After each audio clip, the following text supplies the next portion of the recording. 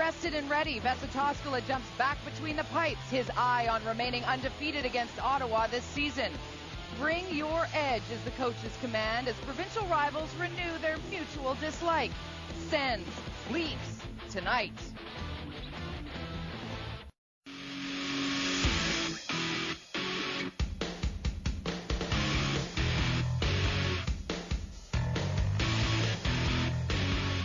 There's your netminder ready to make his first start of 09, and a couple of guys ready to bring their A game and their edge tonight as they take on the Ottawa Senators. Welcome, everybody, to the Air Canada Centre Live. This is Leafs Nation HQ, Molson Canadian Leaf Nation pregame show. I'm Jody Vance on Canadian Forces Night.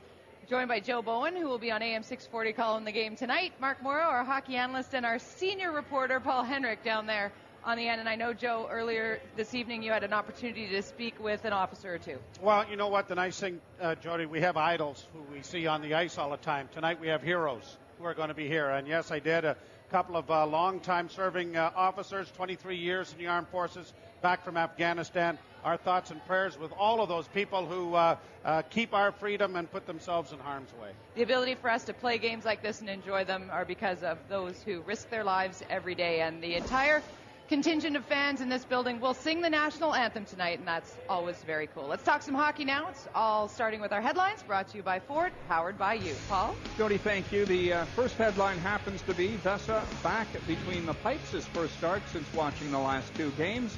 Headline number 2, what is wrong in Ottawa? Arguably the NHL's most underachieving club here tonight. And headline number 3, the Bowen factor, a lesson in hockey mathematics, is coming up. Joe, let's talk about headline number 1, and Vesa back between the pipes. He has lost his last 3 starts, but I'd have to think that his last start in Washington might have been one of his best this season. What do you think? Well, I think you're right, Paul. And the thing about this is that Vesa Toskala has to get more consistent. He's had those games, but he hasn't had a string of those games. And that's something that is going to have to happen in the second half of the season. A year ago, it did happen. And Vesa Toskala was arguably the Leafs' best player in the second half of the year as they made a late push to make the playoffs. He's going to have to regain that kind of form, but more importantly, that kind of consistency. If there's ever a game to do it, you would think tonight is the night. And this is going back to his performance in late November against Ottawa. They lost 2-1 in a shootout, but it was arguably one of his best games, if not his best game of the year. He shut down the Senators for most of that game. They scored early on a goal that went off Caberlet's skate. He shut the door the rest of the way until the shootout. You look at his stats versus Ottawa this year, 1-0-1, 144 goals against average, and a big save percentage right there. So now he's rested mentally, he's rested physically, but he's also got a lot of confidence against this Ottawa team. So hopefully he's able to put it all together tonight and start off his new year on a good roll. Well, Vesa comes into this game having given up 14 goals in his last 3 starts, but as we know, Vesa Toskala always comes ready to play. Head coach Ron Wilson assesses his starter this way. Well, he gives it his all. Are you going to be sharp? Are you mentally ready? And I think he is. He's played a lot of games for us this year, and some nights he faces, a lot of shots or quality scoring chances. So a little bit of a break. He should be well rested mentally and physically, and expect a good effort from him. Headline number 2, what in heaven's name is going on in Ottawa with the Senators? Exactly 1 year ago at this time, they had the NHL's second best record, but since then, things have gone south in a hurry. Joe, changes might be in order, but where in heavens do you make these changes? Well, the Senators, most of them are sleeping, but those are the ones on the top of the hill. But as far as the hockey team is concerned, what's right with them? Well, let's assume that the coaching is right because they've gone through 3 coaches. You have to assume that Brian Murray's done his job because they've got a talent-laden roster. They certainly have got problems, I think, in the leadership department and their dressing room. They thought they cleaned out some problem people last year, but obviously they don't have one guy, I think, and that's one of the things that I think they were really upset about not getting Gary Roberts a few years ago, a guy who will go in and grab people by the bootstraps or by the scruff of the neck and do some damage in the dressing room to get people motivated and get them focused. And I think that's probably the biggest area where Ottawa is lacking.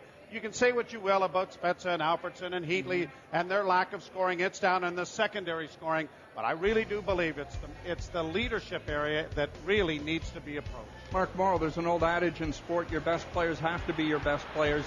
Joe just mentioned the three guys. They have been their best players, but quite frankly, they've not been good enough when you compare their statistics to where they were about a year ago. No, they haven't. And like you said, they've been good, but they haven't been at the standard they've achieved in the past, especially against the Leafs this year. And whether it's a dressing room issue or an on-ice issue, coaching issue, regardless of what it is, these three should be able to put it aside and go out there and perform. The biggest problem is they don't have any support. When they are stepping up and producing, nobody else is. You look at the scoring beyond it, you got a couple defensemen right behind them in the stats, and then it drops off dramatically. And guys like Mike Fisher, Antoine Vermette, they just have not produced this year at all. Couple that with inconsistent goaltending and another goaltending controversy in Ottawa, and this is where you're at this point in the season with them. You're right, no secondary scoring, and as you alluded to, Mike Fisher, a part of that group, just 3 goals so far this season. In his career, he has battled knee, ankle, groin injuries, certainly healthy this time around, but again has not been able to produce offensively. Mike's problems and concerns, at least for tonight, not about him as an individual, but about his team and their consistency. We got to focus on our team game and make sure that everyone's going. And when that happens, like our last game in Edmonton, it doesn't matter who's going to score. And obviously, top line's getting most of them, but we all got to chip in. And we think it's going to come if we just focus on everyone just doing the same thing from line 1 to 4, and playing the same way, and it'll come. So. Manner of also just keep persevering, because I know a lot of them will look to you to get the goals in the net too. Yeah, I'm due, so, I know it's going to come, but there's lots of guys that know they can chip in a little bit more, and when that starts to happen, I think we'll start to get hot again, and we know we got a good team, and we're going to stay focused and stay up, and it's got to start, tonight. We're going to face a team that's going to work hard, so we got to be ready. It's not often that all of these guys collectively hit the tank in the same season. You look at Fisher and Vermette, they've combined for 5 20-goal seasons. Where does it all go all of a sudden? I mean, this is one of the unsolved mysteries. Well, it is, and it is a mystery, and there's really no answer to it, I think, Paul, because they have been historically been very good, and they've been able to do some things, and they've been able to support that number 1 line. And, of course, they've gone through the juggling aspect where they've broken up that line and tried to spread the scoring out. But all of these people are proven goal scorers, and yet this season it's just gotten into a situation where they're all in a slump. And when they're in that kind of a malaise, it really is a contagious thing. And I think everybody's pressing too hard because everybody's talking about secondary scoring. Where is it going? Nice picture of you here, Joe. Thank you. All about the handsome-looking devil. Yes. Well, we've heard of new math. This is old-time hockey in terms of mathematics. Explain what the Bowen factor is and how it affects hockey games. We started doing this a number of years ago, and the whole idea is how many attempts at the net. And I think it got to me when the Leafs had that one playoff game where they had 6 shots on goal. He said, well, it didn't seem to be that dramatic a statistical difference. And so what we did was we started, how many chances at the net? How active are you trying to score a goal? Because not every shot is on goal. If you hit the goalpost 17 times, you've had a pretty good night, but none of them are shots on goal. So we add shots on goal, those that missed the net, and those that were blocked by the opposition. The game against Atlanta was a wide open affair, and it was 86 to about 60 in the game. But then against the Buffalo Sabres, that dropped off appreciably because the Leafs were not getting pucks directed at the net. And that's what Ron Wilson talks about. Not necessarily shots on goal, but shots at goal. And that all stems, Mark, the foundation is winning those individual battles. They didn't win many the other night. They did, however, in Atlanta. Yeah, it's winning those individual battles, and you do that by skating, working hard, and doing all the little things on the ice. And I think it's a perfect stat to summarize the way the Leafs play. When they're at their best, they're using their assets, and that's using their speed to create opportunities where they can take shots, get guys to the net. And when they're not, they're a perimeter team, and nothing's getting through, and they don't even have the opportunities to take those shots. So that's a great way. It's not a stat that's on the board. Obviously, we have to go to Bonesy for it, but minus the 17 hit posts. I don't know. That's a good night, 17 posts. That's not a good night. We got to bring in yet another member of our team, live from Ice Level. Andy Petrillo joins us with a look ahead.